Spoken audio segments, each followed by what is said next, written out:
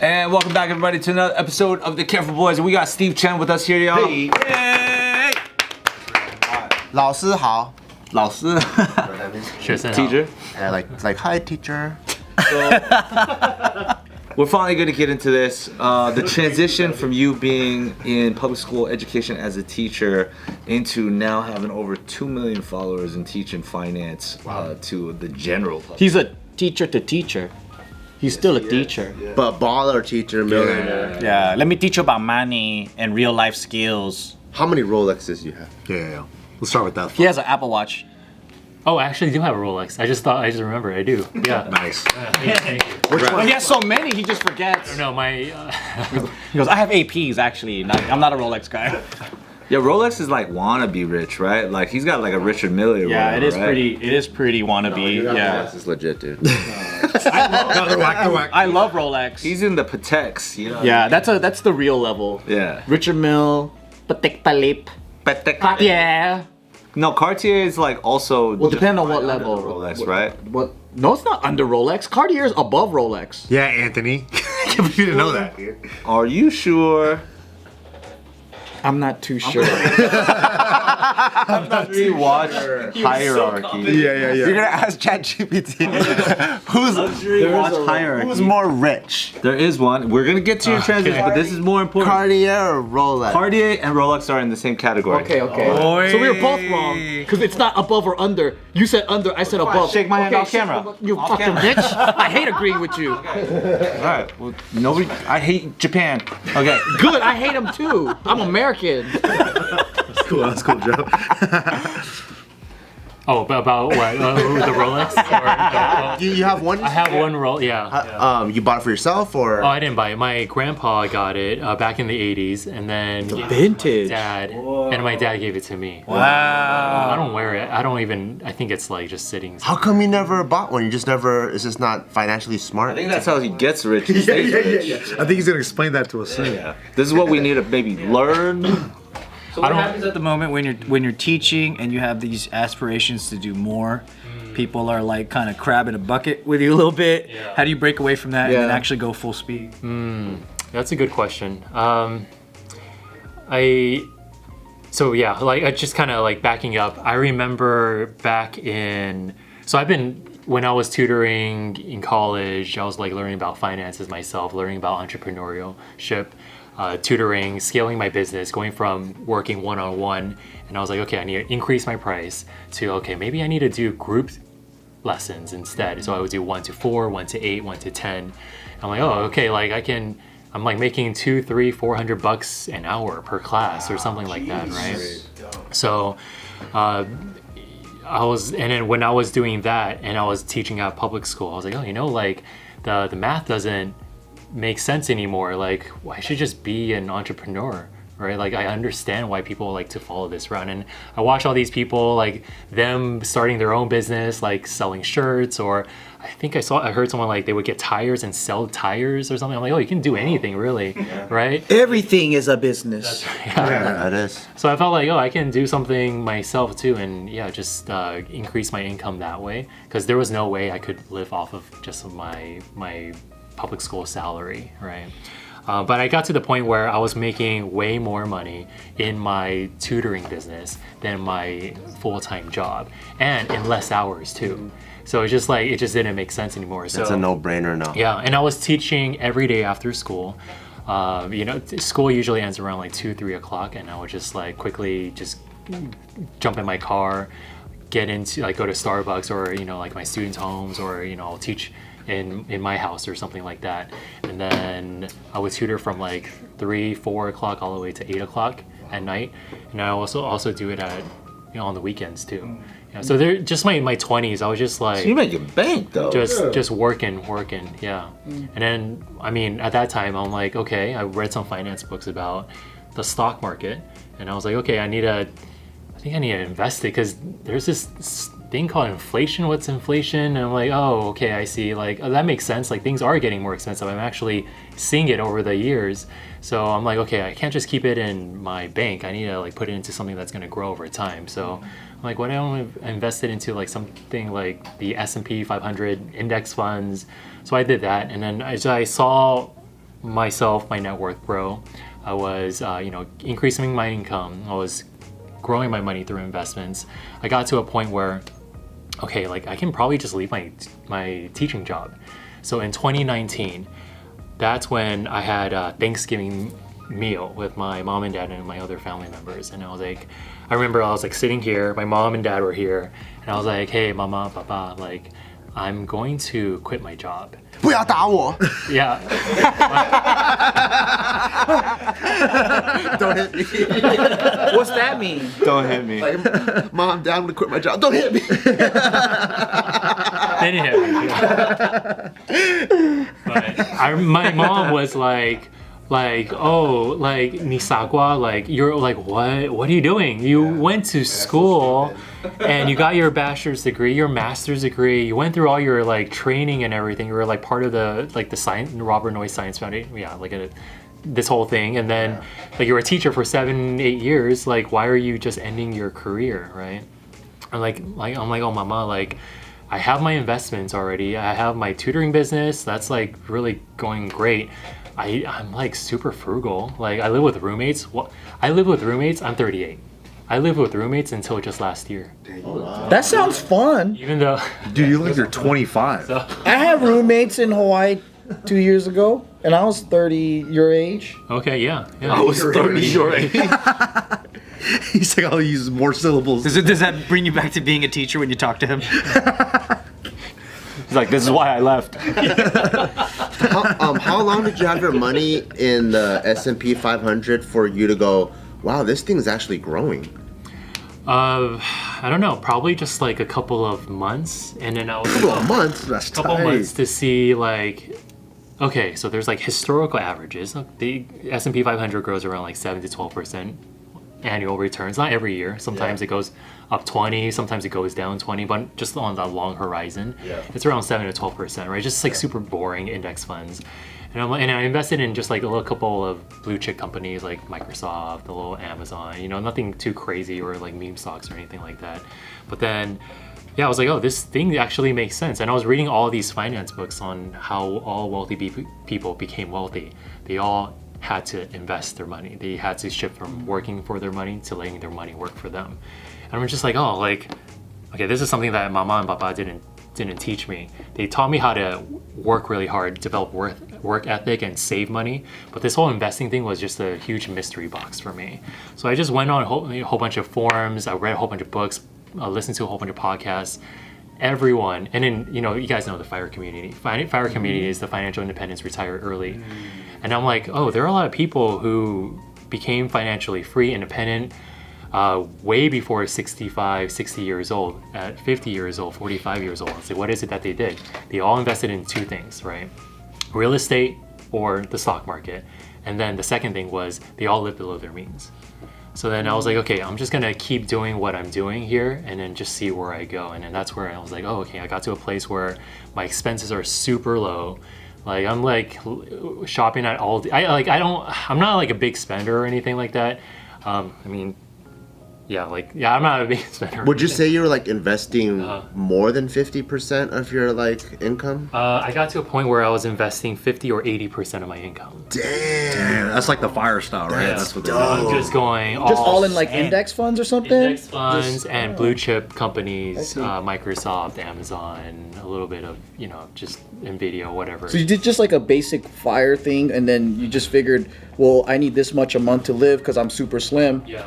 Like, and then so if you're getting, I don't know what your average return was, like 6% or whatever, you just keep like you try to be like, I try to get that 3% being my monthly income or whatever, or spending. Like how much money is coming in and how much I use for my. Yeah, did you go like, because I know the FIRE people, like, okay, to kind of go back and summarize for the FIRE strategy, I think the simple one is like, oh, I'm gonna get an average 6% return, I'll live on 3% and I'll put the other 3% back. And that's kind of what I know about it just generally. Is that right or not? Yeah, there's different ways to go about it. Some people use the 4% rule. Okay. So they did this whole thing, it's called the Trinity study, right? They measured the past like 50, 100 years or whatever it is of the stock market. And if you were to just keep staying invested in the stock market, once you hit to a certain point, of like a portfolio value, you can withdraw around 4% a year while letting the rest of your portfolio continue to grow. So that's kind of like the safe standard of being able to withdraw your money. So in that community, what I've read about it is that they try to race to that point as fast as possible, which is why they try to live on like 10% and fucking put hella money in, because then when they get there, then that they're like retiring early, because they could live on that 4%. Yeah, because if you could save 80% of your income, you could stack chips fast. What a dream. And especially if 80%, there's like, what, isn't there like fire slim, fire fat, or like there's different. Coast fire. Yeah, because that means like, because you could be super frugal, right? And if your expenses is just like 2K a month, you'll get there hella quick, but your lifestyle is like pretty slim. But then there's like the fat one where it's like, I need about 15K a month, so you got to figure out how that 4% is going to be 15K a month. Oh, like how to reverse engineer your monthly expenses type of thing. Typically, the rule is you can get the income that you need for the entire year and multiply it by 25. It's called the 25 rule. Or you can divide it by 0.04. It's the same mathematical. So if you need like 100 G's, then you need 2.5 saved. That's right. I see. That's right. Yeah, 2.5 mil. I see. That's assuming that your expenses are kept the same, right? Like you're just 100. Yeah, 100. Do you need a job? No. You can panhandle. So you did the fire technique to get you like retiring early or whatever? That's right. Yeah. So in 2019, I told my mom and dad, I was like, it was Thanksgiving. I was like, Mama, Papa, I'm gonna do this. I'm gonna quit my job. I'm going to go on YouTube, and there's this thing called TikTok that I see like it's trending. Yeah, that's when it first started appearing. Right, when it was popping off. And then, my mom was like, yeah, you're like, why are you doing this? I'm like, oh, I'm pretty good financially. And I was on this journey for so many years. Like, I really want to share this with a lot of people. Would you say you're a millionaire at that time already or no? Yes, yeah. Wow, in 2019? Wait, how many years? So even while as a teacher, you did this path. Yeah. So you already hit that number while you were a teacher. Wow. But it's a lot of sacrifice. It's not like, oh, like people don't really know the behind the curtains. I mean, there's just so much like, this is actually the first time I'm like sharing all the details here, but there's a lot of the just grinding and just like, just working and teaching, students, and It's not like you were just getting scratchers tickets. Yeah. One day it's gonna hit. Yeah, you're like literally saving every penny. You're doing what your parents did, working as hard as you can, saving as much as you can, having the discipline to not like go over whatever your budget is. So like whatever your minimum is, like you don't splurge, you don't do whatever. Yeah. But I think that's the best way because you build the discipline. You know how many millions we made and fucking blew it? Yep. Still, too. Still more to come. So then, how much sleep when you were doing teaching and tutoring, and whatever else you wanted to do? What was your average night of sleep? Like, how much would you get during that time? I would say 6-7 hours. That's still pretty good. What was your social life like? That was lower for sure, and I think, it was hard because I think I didn't know how to make friends at that time. So I even when I was in high school, like I didn't know how to like talk to people and like say the right things and like ask questions. So like I think when I went into college, I was trying to figure that out. Kind of figured it out, but then just when I was tutoring and everything, I was like, oh, you know what? Maybe I'll still hang out with my friends, but probably just once a month or twice a month or something like that for like a board game night, or we just go out and like work out or something. And then just the rest of my time, I'm just teaching. So from like all the volume of teaching that you're doing from all day with the kids and then you have tutoring, did you experience any like burnout? Oh yeah. And what would you do to kind of combat that, or like what would that look like for you? There were,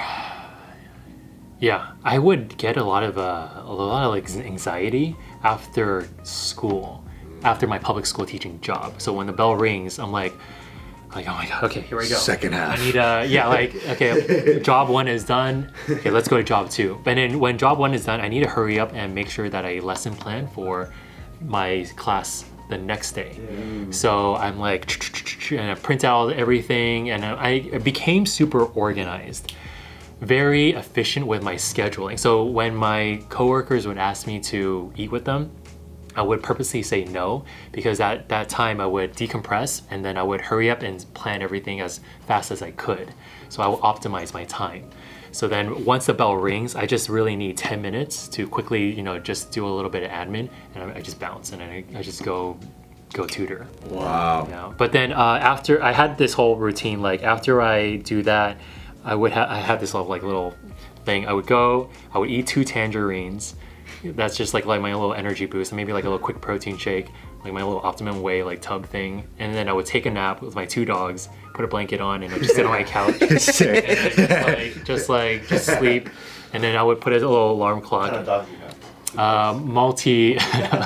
A little Maltipoo. I still have my Maltipoo and a little. Back then I had a little Chihuahua mix. Oh, sweet. Yeah. So I did that. Slept for 20 minutes, and then alarm went off, and then just boom, went to tutoring.